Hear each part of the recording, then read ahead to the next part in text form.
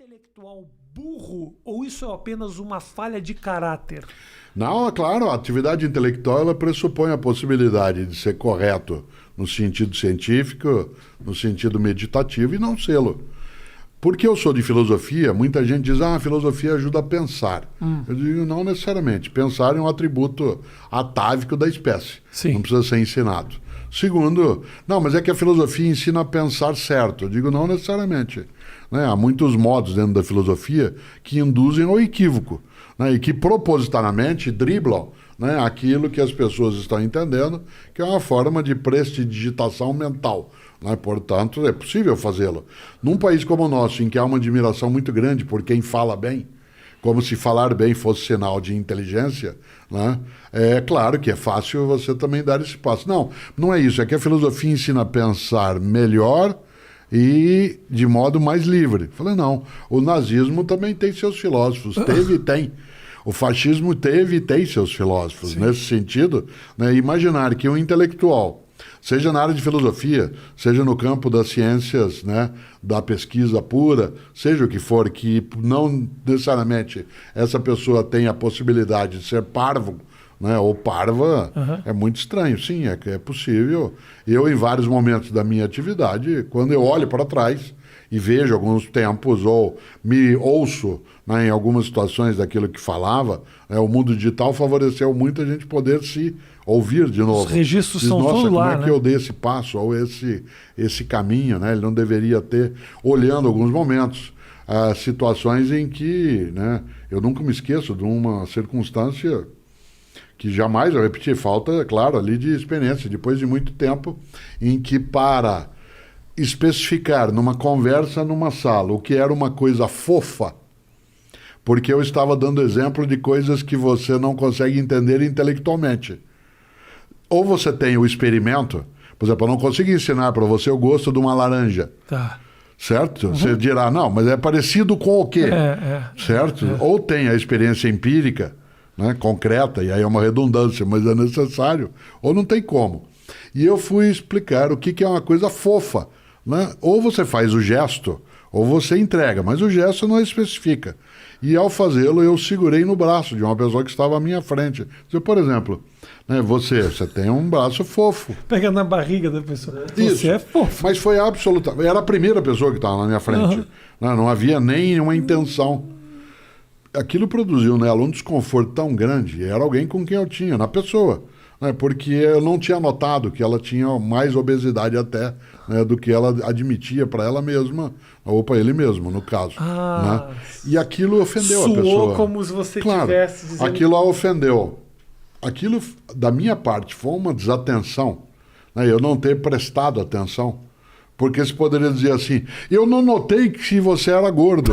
O que é pior ainda. Né? E eu falei sem pensar. Falei, então não faça isso. Então, é claro que um intelectual pode sim cometer disparates, né? Pode ser capaz de coisas que não deve na prática, né, e na escrita. Agora, já que você entrou nesse exemplo especificamente, eu acho que esse exemplo quer dizer mais do que isso. Isso acontece geralmente na comunicação, em todos os cantos.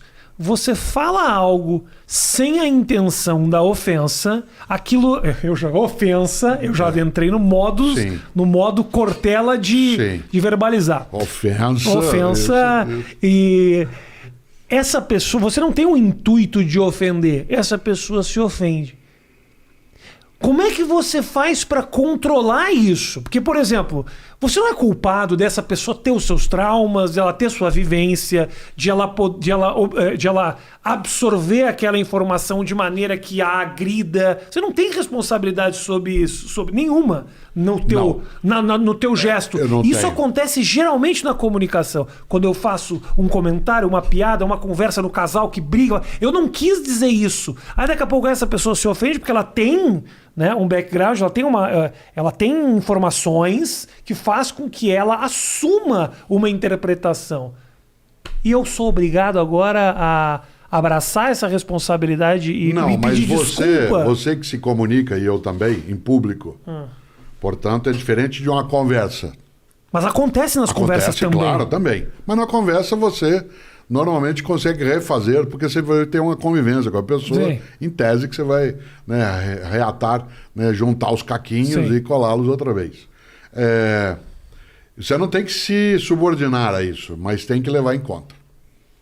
Eu tenho de levar em conta, eu não tenho que me subordinar, eu não tenho que me calar, né? Eu não preciso silenciar aquilo que eu vou fazer, mas eu preciso levar em conta que eu posso estar mexendo com suscetibilidades que, embora eu não seja responsável por ela ser daquele modo, eu posso machucá-la. Mas isso... Se eu puder evitar fazer isso, né? Há coisas que não estão na minha consciência. Quando eu vou falar sobre um tema determinado, quando eu vou escrever sobre um assunto que eu sei que ele tem arestas, eu tenho que redobrar meu cuidado. Mas aí eu te pergunto, Cortella, desculpa te interromper, isso não acaba te tolindo, te cerceando? Não me torna mais criativo. Eu lembrar algo, o que eu vou falar é aquilo que se chama de argumento de autoridade por causa da idade. Tá bom. Não tem a ver, né? Você não vivenciou, né? Você pegou uma parte, você nasceu durante a ditadura militar empresarial no Brasil. Isso. E não pegou a censura daquele momento. Não. Governamental, não. Não. A censura que foi feita naquele momento, ela não impediu a criatividade. Sim. Se você observar, a expressão musical, a expressão do teatro, a expressão, né, daquilo que é a comunicação, ela teve que encontrar outros caminhos nos quais ela redobrou a inteligência. Sim. Haja vista que nós somos capazes, né, de rememorar algumas das peças de teatro, algumas das novelas que foram produzidas naquele momento. Não que a censura ajude a criatividade, ela obriga mais do que ajudar. Por isso, não é que eu, Cortella, queira silenciar o tema porque alguém se fere, mas eu preciso redobrar o meu esforço para eu não dar um passo desnecessário. Meu lema no campo da comunicação, e talvez, né, isso possa parecer até inocente, mas não ria de mim, ria comigo. Perfeito. Não ria de mim, ria comigo. A gozação na escola, aquilo que hoje, de modo estranho, é chamado de bullying, porque existe o verbo bulir em português, né? Não precisa usar o inglês. Né? Existe o verbo bulir? Sim, bulir. Você não vai bulir nisso, menino. Macaco que bule muito que é chumbo, né? Claro, na minha infância, eu li Monteiro Lobato. Bulir. Eu li Monteiro Lobato. O primeiro livro inteiro que eu li na minha vida foi Rei, Nações e Narizinho, que era proibida a leitura, porque minha família é tradição católica, e os livros do Monteiro Lobato entravam no Index Librorum Prohibitorum. Na minha família também era proibido, mas é por causa do narizinho. Então. Porque todos os judeus, claro, narigudos, a gente era... Qualquer coisa que tivesse narizinho, a gente era proibido. E narizinho ali era inho, né? É verdade. Certo? Portanto, exatamente. Se fosse Cyrano de Bergerac, então jamais você poderia nem chegar perto. Né? Ora, quando a gente olha aquilo que, né, é a possibilidade, né, de bulir, está lá no Monteiro Lobato. O verbo bulir é um verbo que existe em português. Por que eu falava isso? Porque o que hoje se chama de bullying não é a brincadeira, a gozação. Porque a brincadeira, a gozação num grupo, numa turma, numa família, ela tem uma reciprocidade. Quem é caipira como eu, gosta de jogar truco. O jogo de truco, que aliás veio para nós via Rio Grande do Sul, a primeira menção ao jogo de truco foi Mário de Andrade no Macunaíma. Certo? Não sabia disso. Que veio da Argentina no jogo, da Itália para a Argentina e depois para cá. O interessante é que no jogo de truco, para quem já viu jogar, você xinga o outro, você sobe na mesa, você diz você é o ladrão, né? Você fala você é um imbecil, etc. Mas o outro também fala. Certo? E você é humilhado, e a humilhação é recíproca, porque agora eu te humilho, na outra é o contrário. Na escola mais antiga, você não tinha uma dimensão onde se pudesse maximizar a ofensa, né, a ponto dela se tornar algo que não tivesse reciprocidade. O que caracteriza o bullying, né, é exatamente não poder haver o outro lado. Eu não faço o que comediantes, alguns fazem, que é falar com alguém da plateia. Eu não faço isso também. Isso. Não faço. Nas palestras, não. Aprendi como? Veja o que é uma coisa fofa. Certo? Mais um motivo para eu não falar com a plateia. Tua grande questão, será que eu fui ofensivo? Para a pessoa, fui. Será que eu quis fazê-lo? Não. Será que existe responsabilidade naquilo? Sem dúvida. O que não existe é dolo. Ou dolo.